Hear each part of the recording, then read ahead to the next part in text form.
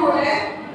एक आतंकवादी की राइफल से निकली गोली भी 4 मीटर को भी डरती है और एक सही जवान से निकलने वाली गोली भी 4 मीटर की टारगेट को भी डरती है।